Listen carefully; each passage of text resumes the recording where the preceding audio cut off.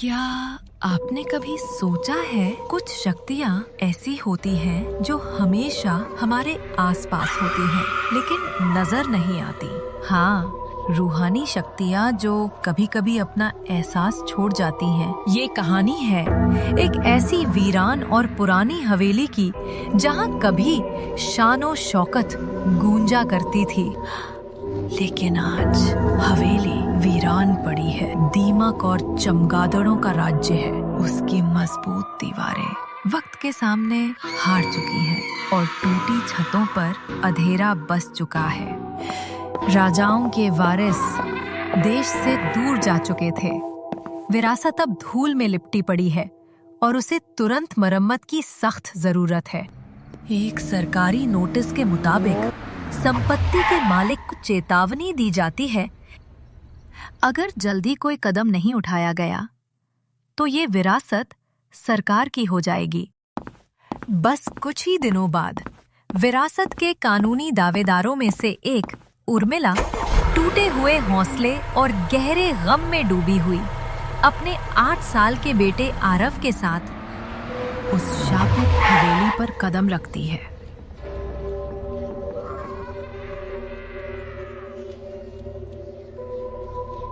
उसके पति की कार एक्सीडेंट में मौत हो चुकी थी। पति के जाने के गम में उर्मिला अपने होश में नहीं रहती थी। हवेली बहुत ही गंदी थी, इसलिए सफाई के लिए कई मजदूर बुलाए गए, जिन्हें चप्पे चप्पे की सफाई का ठेका दिया गया। किसी को नहीं पता था कि हवेली के कोने-कोने में कितने खून खराबे के राज छुपे हुए हैं। उर्मिला के आने के बाद हवेली का माहौल कुछ अलग लगने लगा, जैसे कोई इस वारिस का सालों से इंतजार कर रहा हो। एक रात उर्मिला अपने कमरे में अपने बच्चे के साथ सो रही होती है। अचानक उसे कुछ टकराने की आवाज आती है। तभी उर्मिला की नींद खुल जाती है। वो घबराकर लाइट ऑन करती है और उसके होश उड़ जाते हैं। एक पक्षी खिड़की के पास था। उसके शरीर से खून की बूंदें बह रही थीं। पक्षी की आंखें सीधा उर्मिला पर टिकी हुई थी, जैसे वो उसे देख रहा है। उर्मिला बहुत डर गई। उसके जहन में एक ही सवाल घूम रहा था। ये पक्षी अंदर कैसे आया, जब खिड़की तो बंद थी, और ये मरा कैसे? ये मंजर इतना भयानक था कि उर्मिला अपने बच्चे को उठाना नहीं चाहती थी। वो हिम्मत करके उस पक्षी को खिड़की से बाहर फेंक देती है, लेकिन उसके बाद उसे पूरी रात नींद नहीं आती। सुबह होते ही वो मजदूरों को बुलाती है और घबराकर कहती है, रात को मेरे कमरे में एक पक्षी मरा हुआ था। क्या ये किसी की शरारत हो सकती है, या तुम लोगों ने कुछ देखा? क्योंकि पक्षी बंद खिड़की से खुद ब खुद अंदर नहीं आ सकता। नहीं मेम साहब, कोई भला ऐसा क्यों करेगा, और ना ही हमने कुछ देखा। जब सब जाकर देखते हैं तो वहां पक्षी नहीं होता, ना खून ना पंख। अरे मेम साहब, यहाँ तो कुछ भी नहीं है। शायद आपने सपना देखा हो। आप तो यूं ही परेशान हो रही हैं। उर्मिला चुप हो गई। उसे लगा कि कोई उसका विश्वास नहीं करेगा और सब उसे ही पागल समझेंगे। चलो काम पर लग जाओ तुम सब। हवेली में बहुत सी कीमती चीजें हैं, ध्यान से सफाई करना।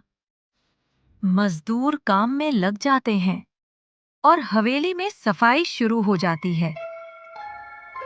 उर्मिला अपने बच्चे के साथ टीवी देख रही होती है। तभी हवेली की छत से एक मजदूर नीचे गिरकर मर जाता है। सब लोग जल्दी से बाहर आते हैं। कोई कहता है उसने सुसाइड किया, कोई कहता है गलती से गिरा, लेकिन उर्मिला को कुछ अलग सुनाई देता है। अपने बच्चे को बचा सकती है तो बचा जा। उर्मिला तुरंत कमरे की तरफ दौड़ती है। कमरे में उसका बेटा खिड़की से कूदने वाला होता है। तभी उर्मिला उसे खिड़की से खींच लेती है। माँ, मैं कूदना चाहता हूँ। जैसे कोई अनोखी ताकत उसे मजबूर कर रही हो, पर उर्मिला किसी तरह उसे संभाल लेती है।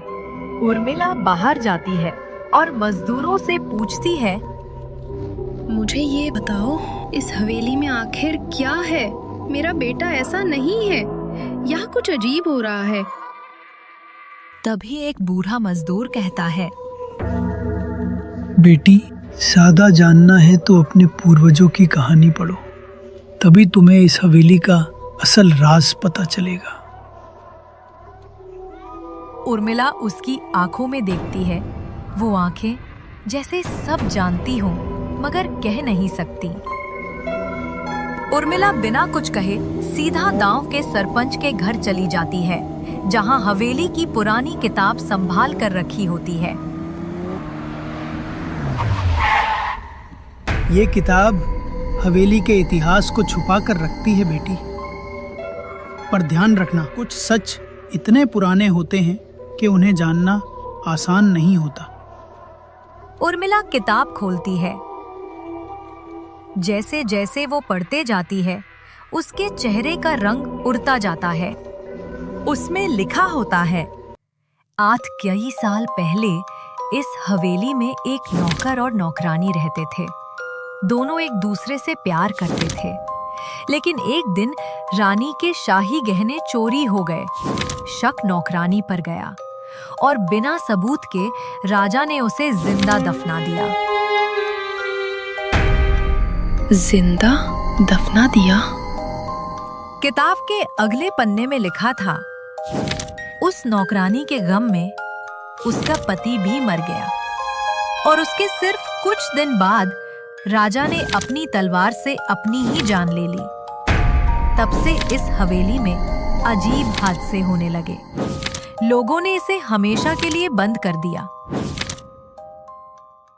लेकिन अब जब सालों बाद उर्मिला आई, तो उन आत्माओं को मौका मिल गया अपना बदला लेने का।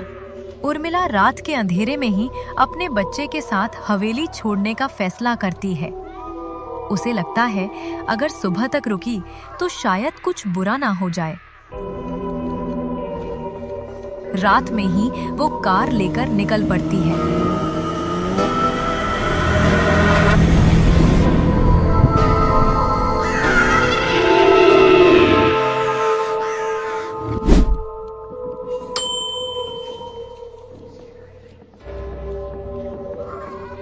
रास्ते में अचानक कार के फ्रंट ग्लास पर एक छाया सा उतर आता है। हेडलाइट्स झिलमिलाते हैं, स्टीयरिंग कंट्रोल छूट जाता है और कार उलट जाती है।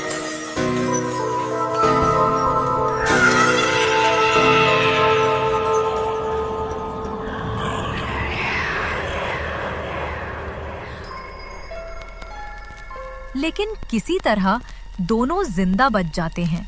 वो अपने बच्चे को लेकर सुनसान सड़क पर दौड़ने लगती है। दूर से आती रोशनी एक कार आती दिखती है। उर्मिला सड़क के बीच में खड़ी होकर मदद के लिए चिल्लाती है। कार रुकती है। पुलिस अफसर होता है। अफसर को देखकर उर्मिला ठंडी सांस भरती है और वो सब कुछ बताती है। अफसर साहब, वो हवेली, वहाँ कुछ गलत है। कोई हमारे पीछे है। शांत हो जाइए मैडम, यहाँ कोई नहीं है। ऑफिसर ने किसी तरह उसे संभाल लिया। वो उर्मिला और उसके बच्चे को कार में बैठाकर अस्पताल की तरफ निकल पड़ता है। थोड़ी दूर जाने के बाद एक बूढ़ा आदमी सड़क पर पड़ा हुआ मिलता है। बूढ़ा बेहोश लग रहा होता है। उर्मिला के मना करने के बावजूद पुलिस अधिकारी उस अनजान आदमी को कार की पिछली सीट पर सुला देता है। लेकिन उर्मिला के मन में कुछ अजीब सा अंदेशा जागता है। वो धीरे से कहती है, इस रास्ते पे तो कोई गांव ही नहीं है। थोड़ी देर बाद बूढ़ा आदमी अचानक आंखें खोलता है और उसका हाथ ऑफिसर की गर्दन तक पहुंचता है। ऑफिसर झटके से गोली चला देता है, लेकिन बूढ़ा जमीन पर गिरने के बजाय कार में से गायब हो जाता है और तभी ऑफिसर की कार खराब हो जाती है। वो जल्दी से कार से निकलकर दौड़ने लगते हैं। उर्मिला समझ जाती है वो बूढ़ा आदमी वही आत्मा थी जो हवेली में मौत के बदले की तलाश में भटक रही थी। दूर धुएं के पार उन्हें एयरपोर्ट की लाइट दिखाई देती है। ऑफिसर कहता है, मैडम ये एयरपोर्ट है, यहाँ सेफ रहेंगे। उर्मिला खामोशी से अपने बच्चे को लेकर अंदर चली जाती है। सिक्योरिटी लाइट्स, लोगों की भीड़ और आवाज के बीच उसके चेहरे पर सुकून दिखाई देता है। उसके मन में बस एक सवाल गूंजता रहता है, अगर वो भूत सिर्फ हवेली तक सीमित था तो फिर वो सड़क पर कैसे आया? और तब समझ आता है वो हवेली नहीं बल्कि उस परिवार पर ही श्राप था। जो कहानी कभी वहां शुरू हुई थी वो अब उर्मिला के साथ खत्म होने वाली नहीं थी।